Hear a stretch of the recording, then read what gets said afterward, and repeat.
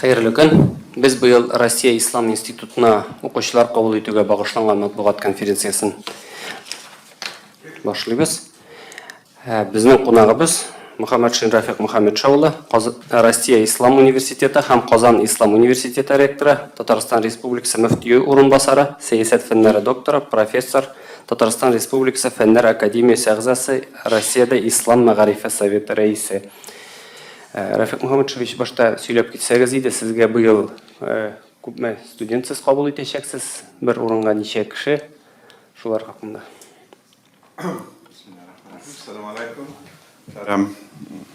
Assalamu alaykum muhtaram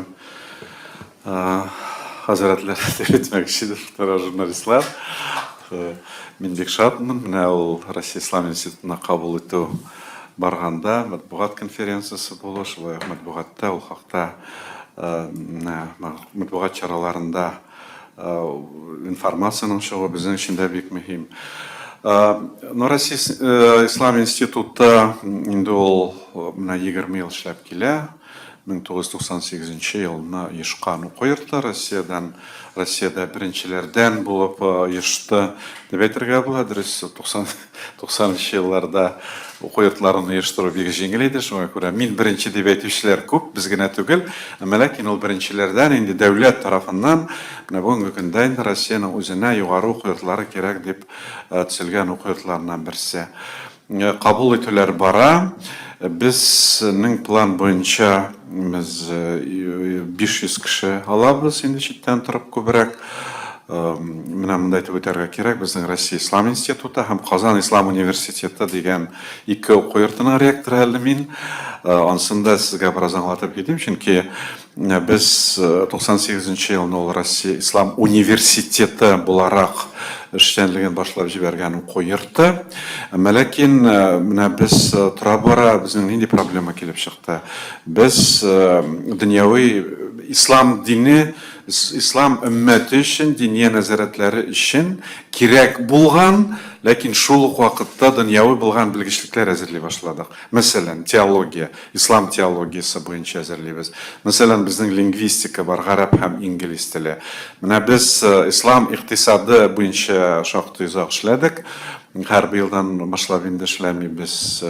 Qiziqsin savol bersangiz onsunda aytaman. Mana bizning jurnalistika ochdik. Biz jurnalistlarni endi 2 martaba chaqirdik. Mana jurnalistika bo'ligi bor bizning. Unda büyük muhim deb sanayman. Ul dunyoviy bilgichlik bo'lsa-da, chunki bugungi kunda diniy ishmalarning o'zlarining saytlari, bosmalari ko'p, ham jurnalistlar har bir diniy ishma uchun büyük muhim. Shunga ko'ra bizning mana bir problema kelib chiqdi. Bir yoqdan biz mana diniy dunyoviy bilgichliklar bo'yicha, lekin shu vaqtda diniy yishmalarga kerak bilgichliklarni hozirlaymiz. Ham shu vaqtda biz endi din ahllari bir o'quv yurti ichida 90-yillarda hozirlaw mumkin tugul edi. Ham shunga ko'ra endi biz o'zimizning diniy fakultetni Qozon Islom Universiteti deb e'lon etib, ikki o'quv yurti bo'laroq ishlab kelamiz.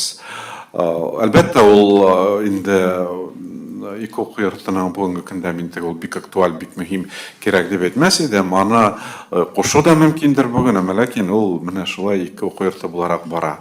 Ul fakultet darajasida ochilib, shunga ko'ra men endi ikkisida da rektor bo'lib turam. Ul ko'proq mana shul nominal deb aytirga bo'ladi. Durust, mana hozir Rossiya zakonlari bo'yicha endi diniy yuqori o'quv yurtlari Alar dunyoviy bilgichliklar bo'yicha kadrlar hozirlay oladilar. Masalan, bizning Qozon Islom Universiteti ul diniy o'quv yurti sanaladi, diniy yuqori o'quv yurti. Aning qisalarında biz endi masalan shu teologiya, lingvistika, ekonomika hozirlay olamiz. Diniy o'quv yurtlarining shunday hozir mumkinliklari bor. Bizning mana ikki o'quv yurtini endi 250 kishi olamiz. Bizning teologiya 35 kishi, lingvistika 35 kishi, jurnalistika biz yolg'ishmasam 20-25 kishi deb e'lon etdik. Lekin bizda zo'r konkurslarning bo'lgani yo'q. Qizg'anish, uning sabablari da bordir endi. Birinchidan Мәсәлән, шул ук теология өлкәсендә, шул ук лингвистика өлкәсендә, журналистика өлкәсендә без конкурентлыктан безгә инде беренче планга чыгу шактый авыр, чөнки Казан федераль университеты бар.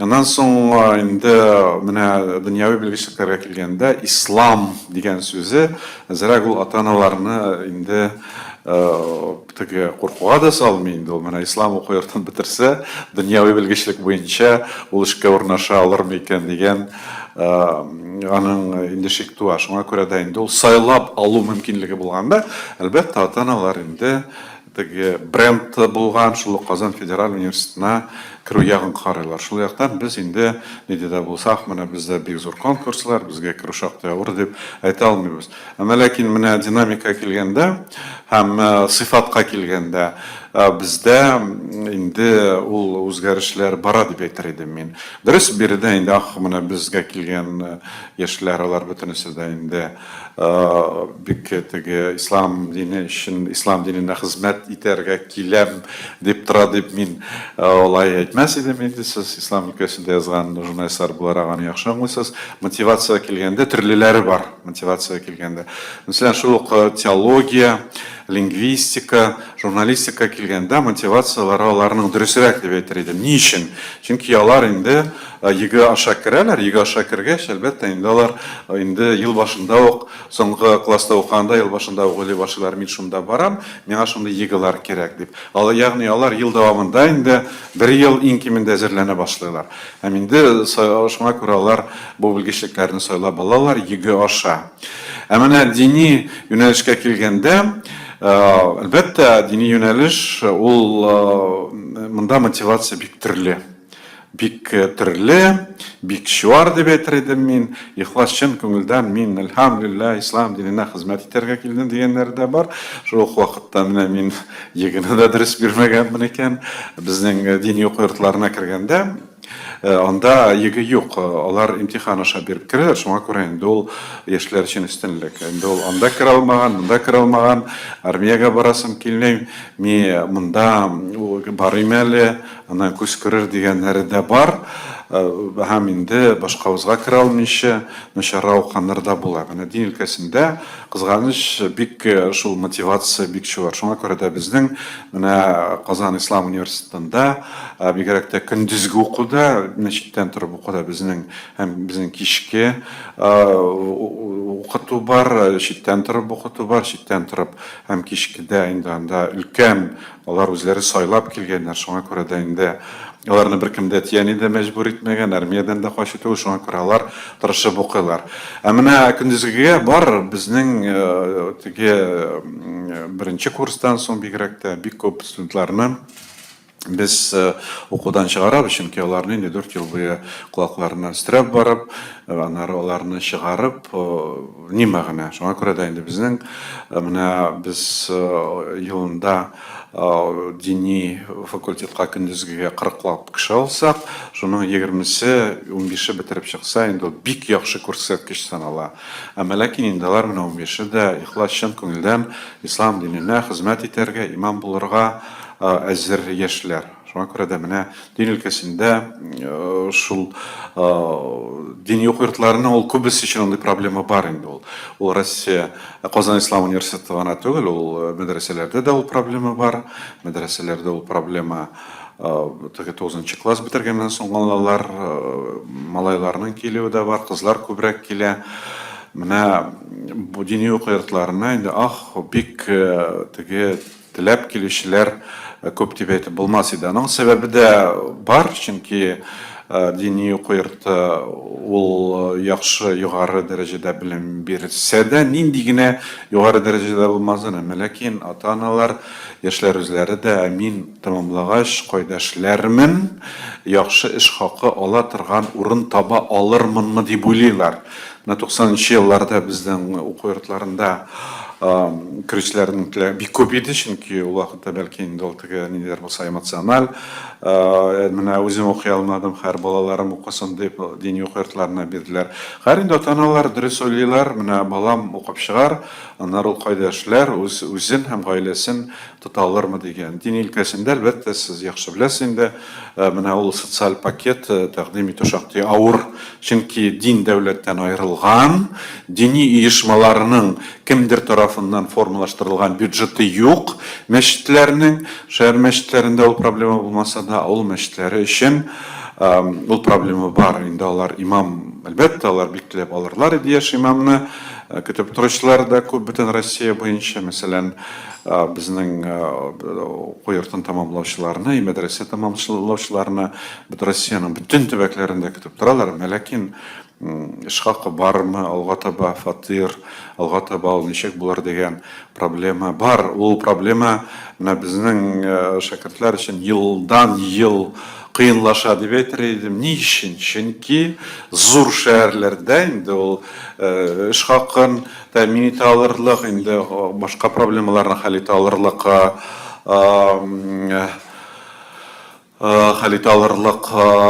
дини оешмалар, алар инде кадрлар белән тәэмин ителгәннәр дип әйтергә мөмкин. Мәсәлән, бүген Казанда имам булып Яйсәбу мәчеткә урнашу шактый авыр, чөнки бөтен Казанның 80 мәчетендә дә инде имамнар бар, бер генә имам түгел, алар берничә, һәм шуңа күрә дә аннан соң инде 5-6 мәчетле мәктәбе булган, балалар бакчасы булган авылларның шулай ук имамнары бар. Инде менә кичкенә мәктәбе булмаган, хәтта балалар да бакчасы булмаган авылларда заманында мәчетләр салынган, анда имам табу шактый авыр, чөнки инде ихлас өчен күңелдән мин Аллаһ Тәгаләгә хезмәт итәргә риза дип бер елга барса да, өйләнсә, нархатыны баласы булса инде, балалар бакчасы юк, балага мәктәп юк, монда нишлик, монда эш юк дип, ул проблема реаль чыгып, шуңа күрә аны төпләнеп калу инде бик ул сорау астында дип әйтер идем мин. Һәм шуңа күрә дә инде менә әйдә без күпләп кадрлар әзерлик, аларны менә мәчетләрдә көтеп утыралар, алар мәчетләргә барырлар, эшкә урнашырлар дигән менә иллюзия ул булырга тиеш түгел. Безгә дә ул сорауны бирәләр инде. Ни өчен менә инде дин уку йортын тамамлап чыгалар, һаман да әле безнең күп мәчетләребездә имамнар юк дигән сорау. Эш бездән генә тормый бит, инде без кадрлар әзерлибез, алга табаны дини нәзарәтләре, һәм инде мәхәллә үзе дә хәл итәргә тиеш. Имам без әзерлибез, ләкин эш хакы булмагач аны без нишләтәбез инде. Шуңа күрә дә менә менә мәдрәсәләрнең торышы, дини уку йортларының торышы, андагы менә теге абитуриентларның җыелу, һичшиксез ул комплекслы проблема. Анда сезнең уку йортында яхшы укыталармы, начар укыталармы дип кенә аңар кайтып калырга тиеш түгел. Ул проблема инде бик мөһим, ул уку теге дини уку йортларының торышына гына бәйле түгел. Гомумән ул бик глобаль проблема дип әйтер идем мин. Менә бу өлкәдә инде дәүләт тә аны яхшы аңлый.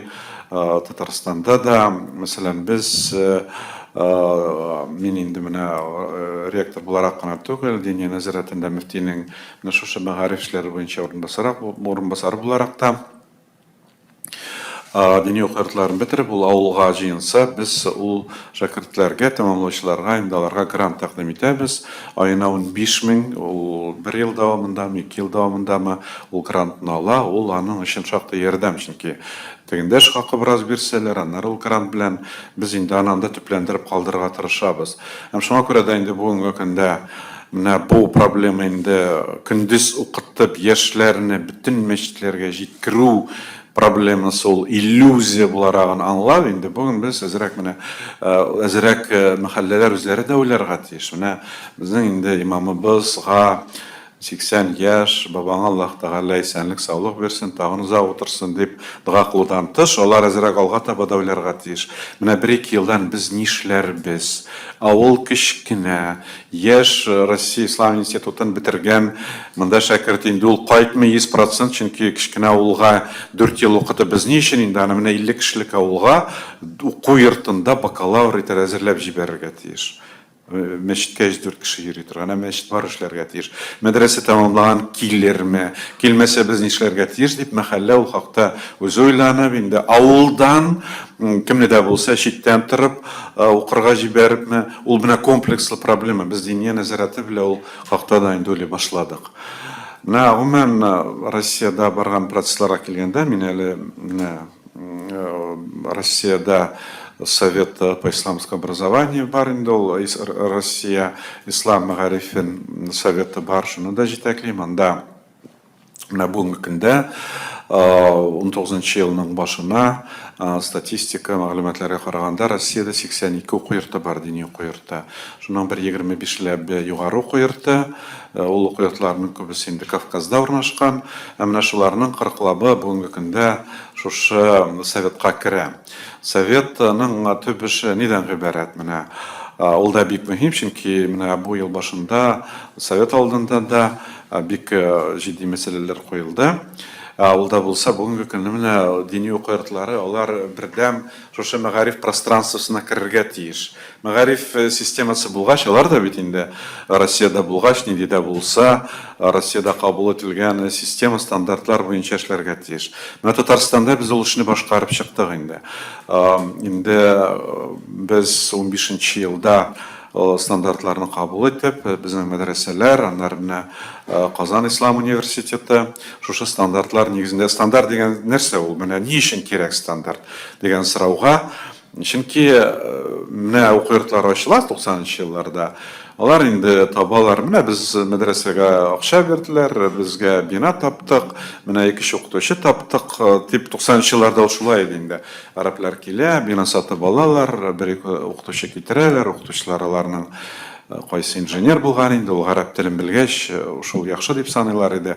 Һәм инде алар нәрсә белә, шуны укыталар. Менә бүгенге көндә без бит инде имамнар әзерлибез. Имамнар әзерләү дигән сүз, имам нинди таләпләргә җавап бирә дигән сүз бит инде ул. Һәм шуңа күрә бүгенге көндә менә мәгариф системасында компетенция дигән төшенчә бар. Ягъни ул нинди таләпләргә җавап бирә. Имам ул гарәп телен камил белергә тиешме авылга барган имам? Аның белән ул нишләр? Аңар мәдрәсәдә 3 ел гарәп телегенә укытсаң, ул менә теге фикх, акыйда кебек фәннәр буенча белем бирелерме? Аңар инде авылда, мәчеттә нинди өлкәдә күбрәк сораулар бирәләр, шуңа әзерме дигән, әлбәттә, проблемаларны без аңлап, шул юнәлештә эшлибез. Менә ул инде стандартларга бөтенсендә кертелгән. 1 ел, 3 ел укытыла икән мәдрәсәдә, ул 1 елны нинди фәннәр булырга тиеш, ул фәннең ничә сәгать укытылырга тиеш, шуларны без бөтенесен менә Татарстанда бөтен мәгариф системасын өйрәнеп, менә шушы стандартларны эшләп чыктык. Хәзер инде менә бүгенге көндә без Россиядә без инде пилот проект дип әйтергә була. Без хәзер менә шуны бөтен Россия дәрәҗәсендә инде таратырга җыенабыз. Һәр менә безнең ел ахырында советның утырышы була. Без бу стандартларны инде бөтен шушы советка кергән уку йортларына тәкъдим итеп, ягъни менә Татарстан тәҗрибәсен хәзер без бөтен Россиягә таратырга җыенабыз. Чыннан менә бу өлкәдә Татарстанның дини уку системасы ул шактый алга китте дип әйтергә була. Бүгенге көндә Татарстандагы менә мәгариф системасы, дини мәгариф системасы, ул Россиядә иң алга киткән системаларның берсе. Бу инде бернинди теге үземнән истәб әйтү түгел. Шуннан да бүгенге көндә Россиядә мәгариф системасы, дини мәгариф системасы белән шөгыльләнгән һәрбер кеше аның шулай икәнлеген белә. Без стандартлар аша укытабыз, ул стандартлар тормышка ашырылып, аны тикшерәбез. Һәрбер мәдрәсәгә шул стандартлар нигезендә дәреслекләр тәкъдим ителде. Ул дәреслекләрне дини нәзарәте бастырыпмы, электрон рәвештә таратты. Һәм ул мәгариф системасы бүген бездә шактый эффектив эшли. Дөрес, инде мин менә без мәгариф системасы эшли, шуңа күрә мәдрәсәләр бездә инде абитуриентлар шаулап гөрләп тора дип әйтмәс иде. Ул әлеге дә баягы мәгариф системасының дәрәҗәсе генә түгел, чыгаргач ул кем була дигән социаль проблемага әйләнә. Мәгариф дәрәҗәсе теге укыту йортының югары булуында гына түгел. Безнең уку йортлары яхшы эшлиләр. Шуңа күрә дә менә абитуриентлар җыю проблемасы бар, әмма ләкин бүгенге көндә менә без бу өлкәдә әлхәмдүлилләһ, Аллаһка шөкер, Татарстанда уңышлы гына эшләп киләбез дип әйтергә Рафик Мөхәммәтшевич, менә сез әйттегез 500 кеше дип әйеме?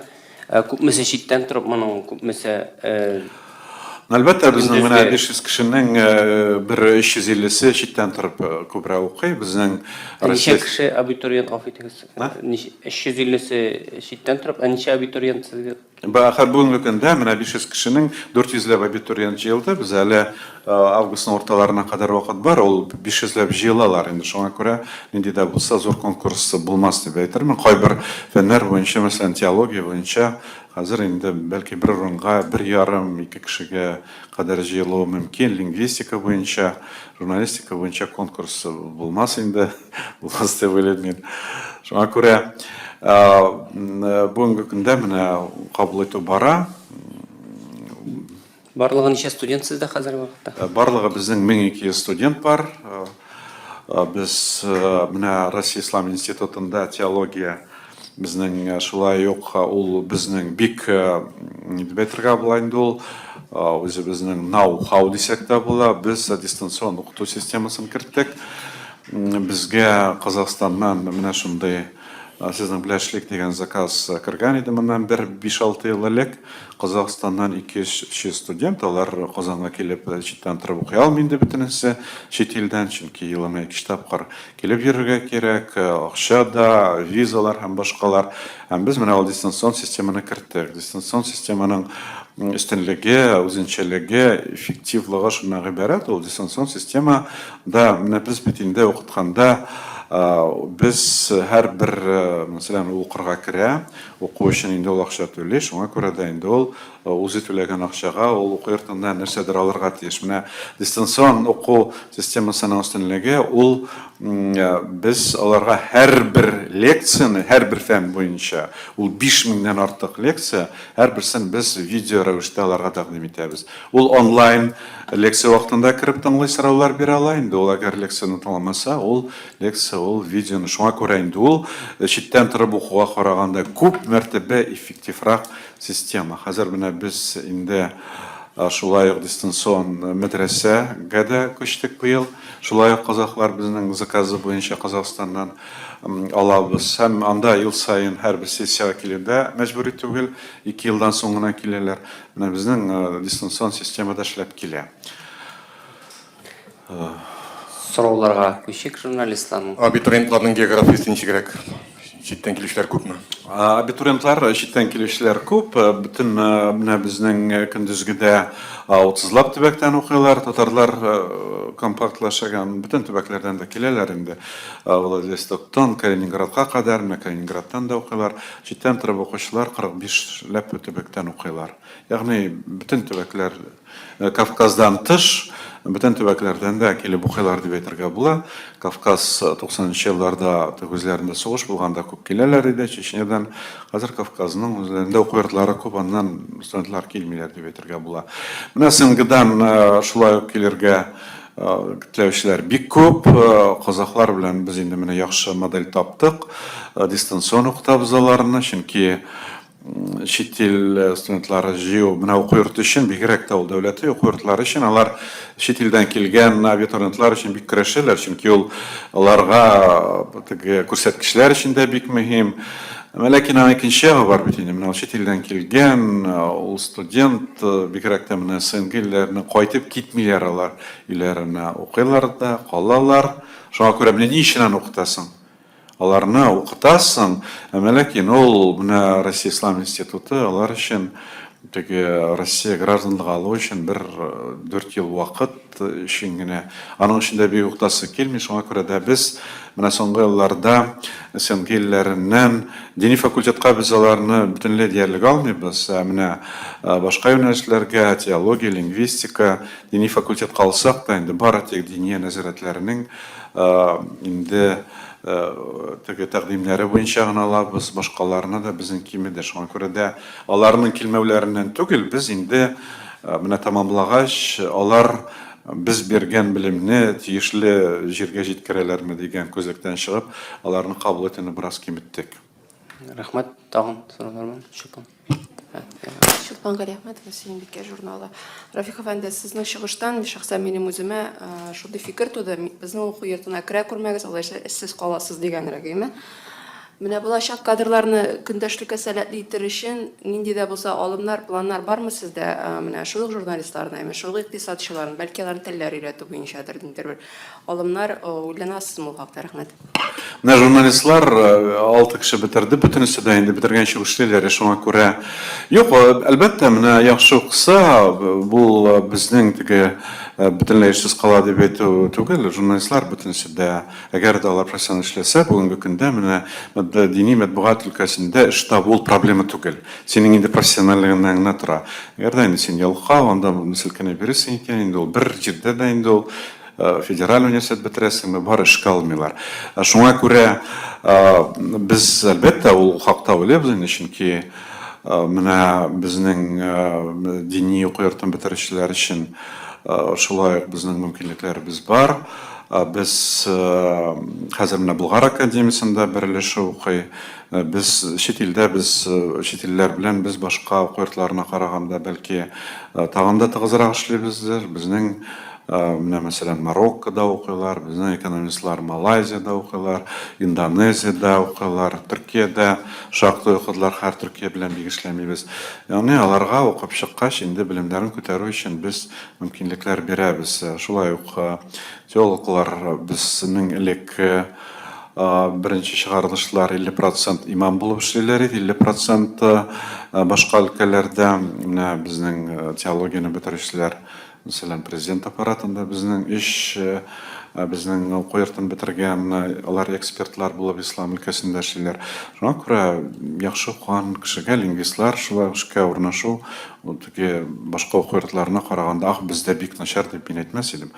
Ул теге эшкә урнашу проблемасы инде ул. Теге исә бу уку йорты өчен ул стандарт. Без инде менә КФУда ул яхшы, бездә бик түбән дип әйтмәс идем. Киресенчә, менә безнең статистика буенча эшкә урнашучылар проценты 69%. Ул уку йортлары өчен югары дип әйтер идем мин. Рәхмәт, Айгөл. Татар-информ, Айгөл Шәкил Исламова. Әйтсәгез иде, менә сез әйттегез, дөньяви белем, икътисад һәм журналистика юнәлешен алгандыгыз. Менә сездә укып чыккан әлеге белгечләр нәрсә сез белән аерыла гади уку йортын тәмамлаган белгечтән? Дини белеме булган икътисадчы яки журналист, ничек ул аерыла үзенчәлеге? Менә без уку йорты без ни өчен менә дөньяви белгечлекләр буенча кадрлар әзерли башладык, чөнки бүгенге көндә безнең менә дин өлкәсендә кадрлар буенча ике проблема. Ул беренче проблема менә дин әһелләренең җитмәве, икенче проблема мөселман зиялыларының булмавы. Ягъни менә без аны бик яхшы, сез дә яхшы аңлыйсыз инде, чөнки бүгенге көндә бит әле ул менә теге яисә бу өлкәдә эшләүче дин әһелләре белән генә дини проблемаларны хәл итү шактый авыр. Ни өчен? Чөнки менә дин әһеле имам ул әлбәттә беренче чиратта мәчеттә эшли, мәчеттә эш алып бара, мәчет каршындагы курсларда, һәм шуңа күрә аның теге җәмгыятькә йогынтысы бик киң димәс идем. Менә инде бүгенге көндә мөселман зиялыларының булмауы, бәлки ул ислам диненә дөрес караш формалаштыру өчен зур киртә булып тора дип әйтер идем мин. Чөнки менә революция каралсак, безнең бит инде нинди мәшһүр мөселман зиялылары булган. Алар теге мулла гына булмаганнар, шул ук менә Муса Бигиев ул мулла буларак хезмәт итмәгән, ул мөселман зиялысы дип әйтергә була. Шул ук Галимҗан Барудин алсак, ул газет журналлар аша әлбәттә менә ислам дине хакында объектив мәгълүматны тараткан. Бүгенге көндә менә бик җәмгыять эчендә ул теге безнең өчен үзебезнең уку йортын тәмамлаучыларны урнаштыру өчен генә түгел, җәмгыять өчен бәлки ул. Бүгенге көндә менә ислам динен тирән белгән, ислам диненә объектив караш формалаштыра алырлык зиялыларның теге яисә бу өлкәдә булуы ул бик мөһим. Һәм шуңа күрә дә инде мәсәлән журналист әйткәнемчә бүгенге көндә менә хәзер хузур дини нәзарәтенә ул нәшрият буларак кына түгел, хузур ТВ эшләп китте. Шулай ук инде дин өлкәсендә бик күп шулай ук матбугат чаралары бар. Аннары бөтен дөньяви матбугат чараларының дин белән шөгыльләнүче юнәлешләре бар. Бүгенге көндә ул белгечлекләр бик кирәк дип әйтер идем. Безнең өчен иң мөһиме, мәсәлән, ул Россия Ислам институтында укый икән инде, Казан Ислам университеты дә анда без дин әһелләрен әзерлибез. Алар иң беренче чиратта аларның менә ислам дине хакында белемнәре булырга тиеш, һәм шул вакытта инде үз өлкәсендә ул профессионал булырга тиеш. Әгәр журналист икән, әлбәттә безнең инде иң беренче чиратта журналистларны шул монда сайлап алу мөмкинлеге зур түгел. Казан федераль университетының укытучылары укыта. Ягъни алар профессиональ белемне Казан федераль университеты укытучылары укыта, ә инде безнекеләр аларга менә тирән дини белем бирәләр. Һәм шуңа күрә дә алар аның белән һичшиксез аерылып торалар, дип әйтер идем мин башка белгечлекләргә караганда да. Аннан соң инде лингвистларны әзерләү бик күп, ләкин гарәп телен белү дигән сүз әле син теге яисә бу өлкәдә эшли алам дигән сүз түгел, чөнки гарәп телен дөньяви ягын белү мөмкин. Әгәр дә инде син менә дини терминологияны белмисең икән, шуңа күрә дини оешмалар белән аралашу шактый авыр. Һәм шуңа күрә дә безнең менә лингвистларның өстенлеге һичшиксез алар менә шушы дини терминология, дин өлкәсендә, мәсәлән, мөселман дөньясына чыксаң, иң беренче рәттән да дөньяви дигән төшенчә юк, аларның бөтен инде эшчәнлеге, мәсәлән, шул Сауд Арабстаны инде алар бөтенесе мөселман илләре. Һәм шуңа күрә дә гарәп телен белү ул бүгенге көндә ислам дөньясы белән эшләү өчен һичшиксез менә шушы дини терминология һәм инде диннең үзенчәлекләрен белү белән һичшиксез бик мөһим. Шуңа күрә дә инде тәрҗемәче килеп утырып, ул "Здрасте" дип әйтсә, шуның белән инде ул үзенең бөтен карьерасын һәм үзенә мөнәсәбәтне тулайым тискәре якка үзгәртүе мөмкин. Һәм инде менталитет дигән әйбер бар, ул гарәп илләрендә ул бик мөһим әйбер. Менә без инде үзебезнең шәкертләребезне үзләренең фәннәрен белү белән бер рәттән менә шушы юнәлештә дә әзерләргә тырышабыз һичшиксез. Рәхмәт, Дилбәр. Дини уку йортларында кадрлар проблемасы бармы? Менә шул журналистика факультетында кемнәр укыта? Менә әйткәнемчә, әлбәттә инде үзебез тулысынча менә журналистларны укыту өчен, чөнки группа зур түгел инде, махсус укытучылар тоту ул әлбәттә зур финанс ягыннан зур теге чыгымнар таләп итә. Аннан соң инде профессиональ укытучылар табу шактый авыр. Безнең укытучыларыбыз инде даими рәвештә эшләүчеләр журналистика буенча алар 4 кенә, без инде калганнарын барысын да менә Казан федераль университетыннан чакырабыз. Безнең дәүләт комиссиясының рәисе буларак инде 2 ел Василий әфәнде Гарифуллин эшли. Шуңа күрә дә инде ул профессиональ якны менә алар яхшы бил бигрәк тә безнең бөтен журналистлар кызыл дипломга бетерде, бөтенесе дә эшкә урнашты. Шуңа күрә без инде экономика буенча да кадрлар әзерләгәндә, журналистика буенча да иң беренче чиратта бу кадрлар булган югары уку йортларына менә күз тотып, алардан белгечләр чакырып, аларны күбрәк алар укыталар. Ә үзебезнең инде без дин өлкәсендә безнең үзебезнең кадрларыбыз җитәрлек. Рәхмәт. Менә сез әйттегез, 40 укучының 20-се укып чыкса бик яхшы дип. Ни өчен шундый күрсәткеч? Бу нәрсә белән бәйле? Әйткәнемчә, инде ул мотивация белән бәйле. Шуңа күрә ул теге менә 100 кеше керде, шуның 99-ы чыкты дигән күрсәткеч тә бит әле ул яхшы күрсәткеч дигән сүз түгел, ул аларны бәлки ярар инде укысыннар дип куып чыгарманнар. Шуңа күрә без инде менә бигрәк тә дин өлкәсендә, чөнки дин өлкәсендә инде ул бигрәк тә ихласлык, ихласчын күңелдән инану бик мөһим. Шуңа күрә без ул мәсьәләләргә бик җитди карыйбыз. Бар инде төрле яшьләр, ул инде дөньяви теге гаиләдә тәрбияләнгән, инде ул белемне дә алырга тырышадыр бәлки, ләкин ихласлык булмаса, ул безнең өчен инде дин өлкәсендә алга таба без аны тоту ягында түгел, ул тырышып укырга тырышса да, чөнки ул башкаларны бузып бетерә бит инде. Аннары ул 5 вакыт намазлы булмаса, ихласлы булмаса, аннары ул кич каядыр йөреп кайта торган булса, аны исламлы тотудан ни гыйбарәт. Аннары бөтен башкалар да аңа карый башлый, менә монсы да мөмкин икән дип. Һәм безнең менә ул яктан таләп инде ул тырышып уклау, ихласлык. Һәм шуңа күрә дә инде безнең менә яртысы, бәлки 50% ул әкренләп без алардан катылу ягын карыйбыз. Аның каравы менә бетереп чыккан инде без һәрбер өчен инде гарантия бирә алабыз, әйтә алабыз. Менә ихлас чын күңелдән мөселман өммәтенә хезмәт итәргә әзер дигән кадрлар. Гарәп телле, менә без инде хәзер 4 ел укытсак та, шактый авыр, чөнки аларның бөтенесе дә мәдрәсә бетереп килмәгән. Безнең хәзер инде яңа стандартлар нигезендә 4 ел эчендә дин менә Казан Ислам университетын тәмамлаучылар гарәп телләре яхшы, алар инде барып чит илдә укый алалар. Менә Болгар Ислам академиясына да керәләр.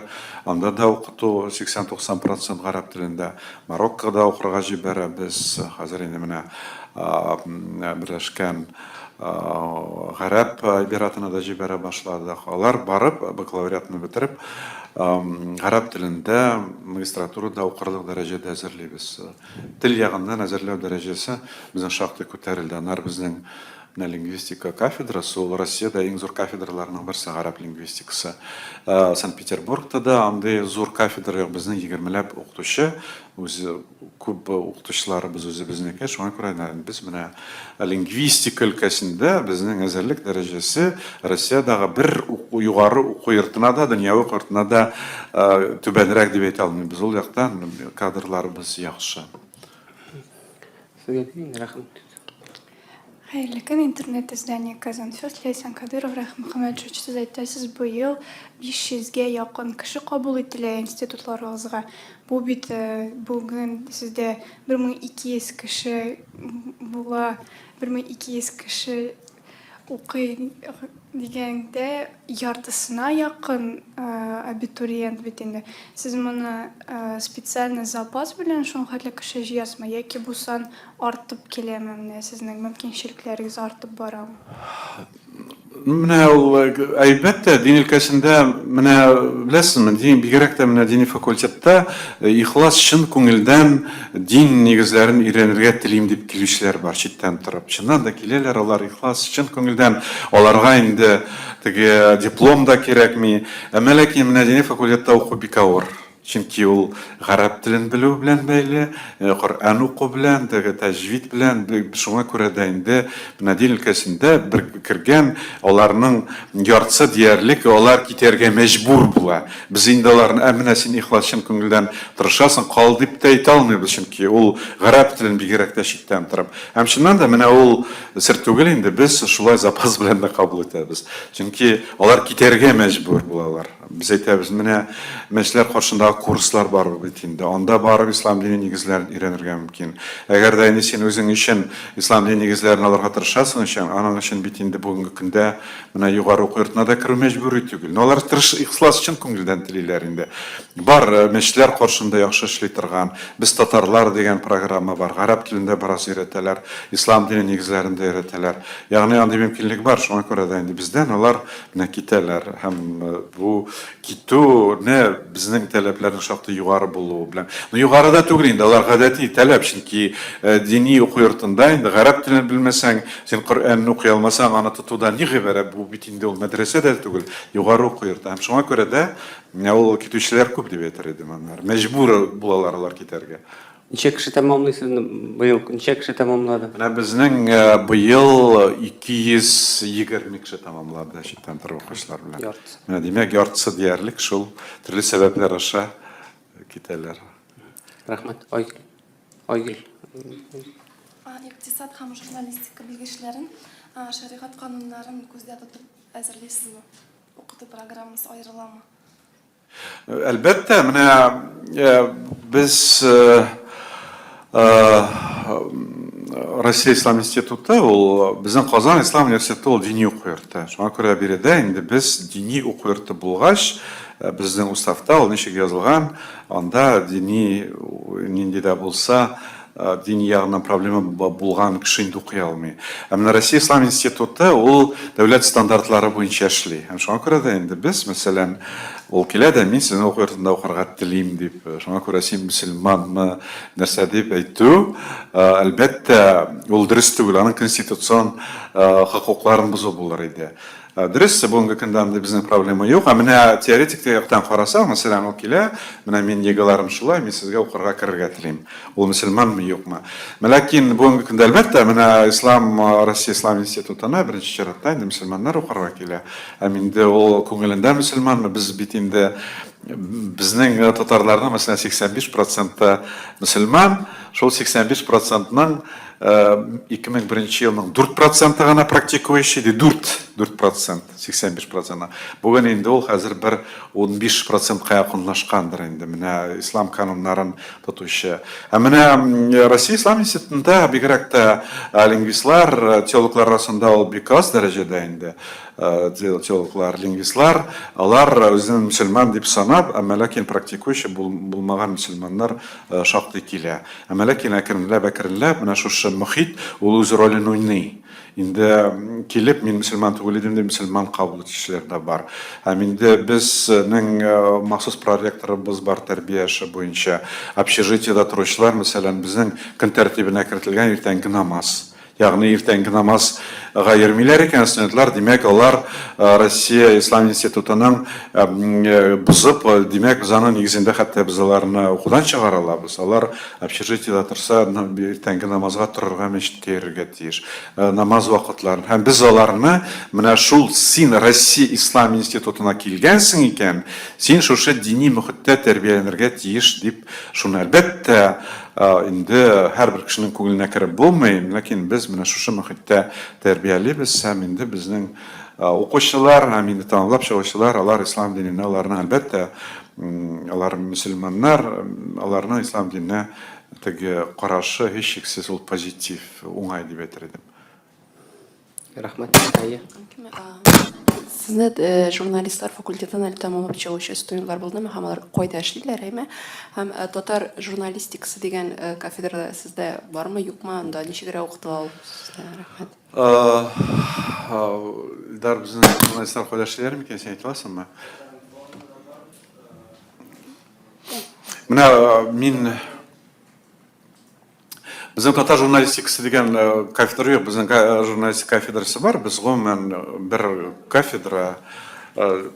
Без башта без төркемне бүләрбез дигән идек, чөнки төркемнәр дә зур түгел, шуңа күрә без бөтенесен бергә укытабыз. Менә хәзер барсында кайда эшли икәнләрен, кайдыр язылган инде, мин хәзер тагын гына әйтә алмыйм, Илдар, нидән тап. Кара нидән хәзер. Менә безнең пресс-секретарь бар, Илдар хәзер ул мәгълүматны табып бирер. Кафедра махсус татар журналистикасы кафедрасы юк, бәлки алга таба инде, әгәр дә безнең менә кабул итүне без арттырсак, бәлки ул кафедра ачарбыз. Безнең татар теле кафедрасы бар, ягъни без татар теле кафедрасы аерым, а журналистика кафедрасы ул гомуми. Чөнки кәнемчә без кеше бик аз кабул итәбез, шуңа күрә дә инде махсус татар журналистикасы кафедрасы тоту ул финанс ягыннан безнең өчен шактый авыр дип әйтер идем. Шуңа күрә кафедра бер әлегә. Рафига, сездә уку түләүлеме? Бездә уку, мәсәлән, дини һәм теологиядә бушлай, журналистларны без бушлай укытабыз икән. Безнең инде ул бөтенесе символик рәвештә без әллә 15-20 мең шулай ала идек. Шуңа күрә бушлай дип әйтергә була инде аны. Ул башка уку йортлар белән чагыштырганда, әлбәттә, бик шулай, бик аз гына без алабыз студентлардан. Түләүләр бик түбән дип әйтер идем мин. Рәхмәт. Бармы сорауларыгыз? Менә сез әйттегез бит әле ничә проценты мөселман, 85% һәм шуларның 4% Элек хәйр ул 15% хаҗыла торгандыр инде ул. Бу каян килгән, бу нинди саннар? Ел социолог текшерүләрдән килгән 2001 елны без үзебез оештырган идек. Аннары 2008 елны без бер Американың зур Gallup дигән фонды белән оештырган идек. Анда 12 иде. Хәзер ел саен диярлек президент аппаратында социолог оешмалар тикшереп бара. Ул теге нидә дә булса һавадан алынган сан түгел. Ул шул инде ул теге билгеле фактлар. Хәзерге саннарны менә төгәл әйтә аласызмы? Социологмы? Менә хәзерге вакытта күпме кеше Юк, ул якынча инде, чөнки беркем дә юк саннары билгеледер бит. Социологик менә бу тикшерүләр. менә шул 85%-ка якын мин үзем татарларны мин мөселман дип саный. Шуның бер 15%-ка якыны ул шул теге практикующий ислам кануннарын тотучы мөселманнардан. Һәм укып кеше мулла булырга мөмкинме? Әйе, бүгенге көндә хәзер менә укымыш мулла булып булмый, чөнки менә мәхәлләдә яшәрә, мәхәлләдә инде белемле яшьләр дә күп йөри, шуңа күрә дә инде белемсез мулла булу бүген мөмкин, чөнки андыйлар да бар. Мәсәлән, кичкенә авылларда мулла булу, нинди мулла булса да инде ул үзе бер бәхет, чөнки җиназа кайчагында менә Татарстанда түгел, башка төбәкләрдә җиназа укырга да кеше таба алмыйлар. Күрше авылдан китерәләр. Шуңа күрә мулла булу, әлбәттә, чөнки безнең инде татарларда менә совет чорында да инде ул җиназа дигән әйбер, аны күпме генә инде советча күмәргә тырышсалар да, бар мөселманча күмү традициясе ул ислам диненең иң мөһим бер факторлары булып сакланып калган. Һәм шуңа күрә дә бүгенге көндә әлбәттә дини белемнәре түбән булган муллалар да бар. Өлкән яшьтәге муллалар да күп. Әмма ләкин бүгенге көндә һичшиксез имам ул белемле булырга тиеш. Чөнки төрле дәрәҗәдәге белеме булган яшьләр белән кешеләр белән эшләргә кирәк. Мәсәлән, югары белемле, ул бөтенләй белеме булмаган имам белән аралашу, ничек аралашу дигән проблема бар. Әмма ләкин менә мәсәлән икенче ягы бар. Менә бүген бит инде безнең бигрәк тә мине бик яраткан бизнес онлайн да сез укып барасыз инде Батровның инде блогер Батровның мәкаләләре. Менә һаман без янәсе бүгенге көндә халык инде югары белемле, һәм шуңа күрә дә инде алар бөтенесе дә дин турында менә үз фикерләрен әйтә белергә тиеш дигән ниндидер бер ялган уйдырма мифология бар. Менә ул дөреслеккә ни өчен туры килми? Мин белемем югары булган, мәсәлән, мин академик, ләкин мин академик буларак, мин нидә булса дин өлкәсендә ниндидер тирән җиргә, хәтта мин ректор булсам да, мин анда бит китереп китәргә омтылу дигән сүз түгел, ул кеше академик булса да. Бит дин өлкәсе нәрсә ул? Минем ихласлыгым. Мин менә үземнең намазымны мәчеткә кергәч дөрес укыйм микән дип. Шуңа күрә дә менә мин намазны дөрес уку өчен ничек кулымны ничек куярга тиеш? Мин нинди дугалар укырга тиеш? Алар бит инде менә ислам теологиясында шундый глобаль проблемалар бар икән, мин шуңа кирип китәргә тиеш дип уйлау түгел. Һәм шуңа күрә дә менә нинди дә булса җәмгыятьнең югары белемле булуы дин өлкәсендә шулай ук дин өлкәсендә дә тирән белемнәргә омтыла дигән сүз түгел. Ул нинди генә зур математик булсын, физик, академик, ул Нобель премиясе лауреаты булсынмы, мәчеткә ул гади мөселман буларак керә. Мәчеткә кереп ул үзенең ихласлы Аллаһ Тәгалә алдында ихласлыгын күрсәтергә омтыла. Мәчеттә ул үзенең минем намаз, мин академик, мин шундый крутой галим дип түгел, ул анда мин мөселман, минем намазым Аллаһ Тәгалә алдында кабул ителерме дип, ул шуңа күрә дә менә ул гади мөселман дәрәҗәсенә җитә. Һәм шуңа күрә дә бәлки ул физик, математик, Нобель премиясе лауреатына менә Садри Ахмад Хади Максудиның Гыйбадат исламияты бәлки җитә торгандыр. Чөнки анда мөселман булу өчен ничек намаз укырга бөтенесе язылган. Һәм шуңа күрә дә инде биредә нинди дә булса, менә ул ялган логика иярә без Bugün şunda yukarı bilimli, şuna göre bizge İslam dininde bütün gafı итесез teologiyanın bütün tişiklerine de kirge kirek diyen söz dürüst tugil. Hem indi ol mına yalgan yıldan jibere. Hem indi ol dinlilik, ihlaslılık, hem senin dünyavi bilimin mına ikisi kayber. Hem şuna göre de elbette men Raşit Kerek gittim iti bilim mullalar elbette bilimli bulurga tiyiş lakin mine ol barber mulla yanına kilse minanın indi de bolsa yugarı tege materyalar silyaşıdan tış belki indi o ağzın bir çıgan mine hazret namaz okanda mine kulunu bulay koyu ma hazret mine barmaklarını silketeler ol barber indi de bolsa özünün başkargan mine dini yılalarının haklığı hakkında indi de bolsa sıravlar bire.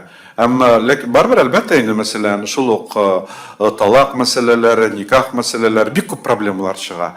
İmam bilimli bulurga yaşama lakin indi ol tege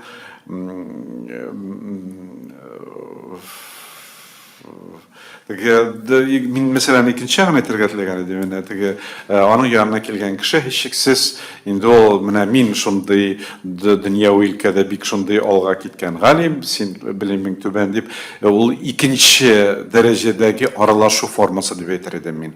Ama lakin hiçsiz bugünkü günde mena biz indi Rusya İslam İnstitutu karşında bizning imamlarning bilim derecesini ko'tarib uzak ishlab kela ol yıl davomida ishlaydi biz Tataristandagi bütün imamlarni da jiyib albatta 80dan o'zgan babaylar bizga kelmaydi ularni yıl davomida o'qitib bütün problemalarni endi javob berishga tirishamiz. Ul Qur'on o'qiganda sotashmasin. Agar endi Qur'on o'qiganda tege aning tajvidi aytishi durust bo'lmasa da bit endi ol yuqori bilimli kishiga butunlay onni mullani qabul etmaydi. Bütün meseleler bo'yicha da biz ularga yordam etib, kitoblar bilan, endi leksiyalar bilan yordam etib, o'zimizning imamlarimizning bilim darajasini ko'tarishga tirishamiz. Студентларның социаль тормышы турында да сөйләп кетсәгез иде. Алар бит инде көнөтен укына тормый. Студентлар? Әйе. Мәсәлән, дөньяви уку йортында, мәсәлән, студент актив бар, ниндидер походлар монда. Сездә бармы шундый активлык? Студенческая весна бар. Ну, менә студентлар актив инде әлбәттә бигрәк тә менә Россия Ислам институтында студентлар, алар һәрбер студент кебек инде азрак укырга, күбрәк шул төрле чараларда катнашырга тырышалар. Мәсәлән, менә безнең ул хәзер институтның инде бер теге йөзенә әйләнде дип әйтергә булды. Без фестиваль мусульманская культура дип ел сайын мусульман мәдәнияте фестивален оештырабыз. Элек без инде аны төрле мусульман халыкларының кухнялары, уеннары, биюләре бөтенесе белән эшлидер, киемнәре белән.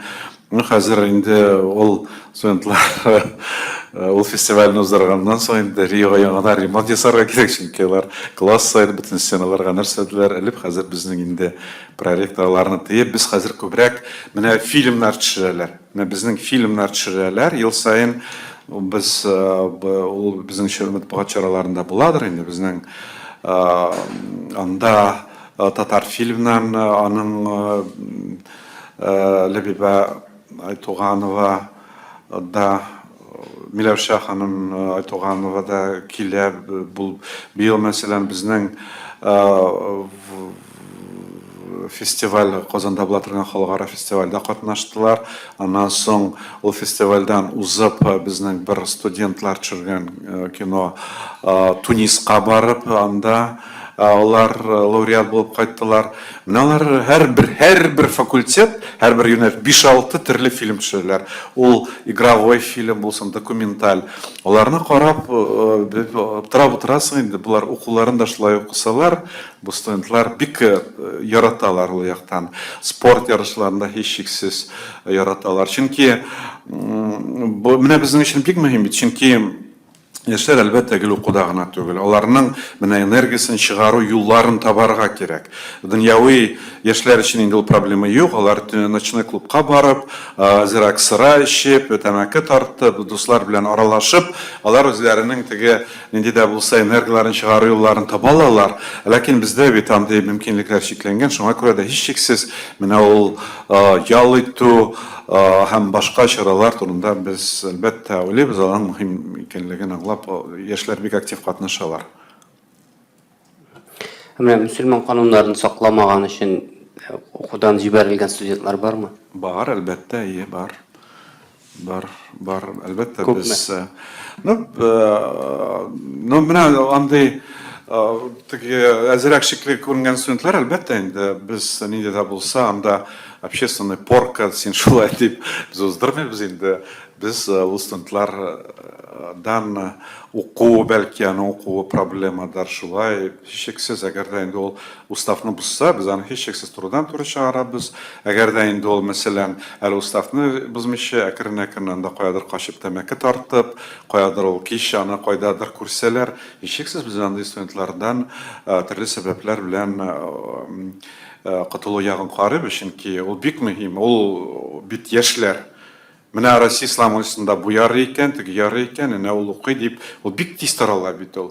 Һәм шуңа күрә дә бу өлкәдә бик мәсьәләгә җитди карап, һичшиксез без үзебезнең йөзебезне сакларга тиешбез. Чөнки Россия ислам институты, Казан ислам университеты инде ул теге үзенчәлекле уку йортлары. Әгәр дә без үзебезнең шушы дини йөзебезне сакламасак, аннан соң бездә ни мәгънә кала? Шуңа күрә бу өлкәдә без инде студентлар белән бик җитди эшләргә тырышабыз. Менә Татарстанда ничә уку имамнарның белеме бар? Шундый статистика әйтә аласызмы? Күпме имамның белеме бар? Күпмесе югары белемле, күпмесенең анда орта теге мәдрәсә белеме бар? Хәзер ул статистика, дөресен генә менә мин хәзер генә без ул статистика әлбәттә бар, мин хәзер генә әйтә алмыйм, без ул статистиканы инде дини нәзарәтендә алып барабыз. Хәзер без инде имамнарны читтән торып укыту буенча зур эш алып барабыз. Шуңа күрә инде белеме булмаган имамнар әлбәттә һәр Татарстанда күп калмады. Шуңа күрә дә мин кызганыч хәзер менә ул тагын ачык статистиканы гына китерә алмыйм сезгә.